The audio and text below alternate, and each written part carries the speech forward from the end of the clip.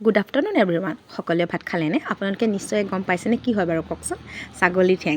ছাগলী ঠেংবোৰ দেখিছেনে? সৰু সৰু এইবোৰ নোম আছে, সেই নোমবোৰ আঁতৰাবৰ কাৰণে আপোনালোকে পুৰি ল'ব দেই। পুৰি দিলে নোমবোৰ আঁতৰি যায়। আৰু ঘৰলৈ গৈছিলোঁ, মা ঘৰলৈ যোৱাৰ লগে লগে কি খাওঁ কি নাখাওঁ লাগেই নহয়।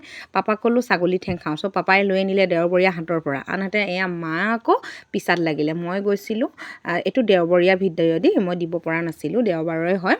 আনহাতে মা আকৌ এয়া থেতালি দিলে। থেতালি দিয়াৰ পাছত তেতিয়া থেতালি দিলে কি হয়, নিমখ হালধি যি য'ত আছে সকলোখিনি সোমাই যায় ভাল হয় আৰু। আনহাতে জালুক, পিঁয়াজ, নৰসিংহ, ধনিয়া সকলোখিনি দিছোঁ। আলুটো আপোনালোকে স্কিপ কৰিব পাৰে।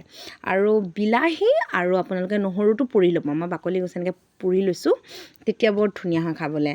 আৰু আনহাতে খুন্দনা মাৰিত এটা পেষ্ট বনাই লৈছোঁ।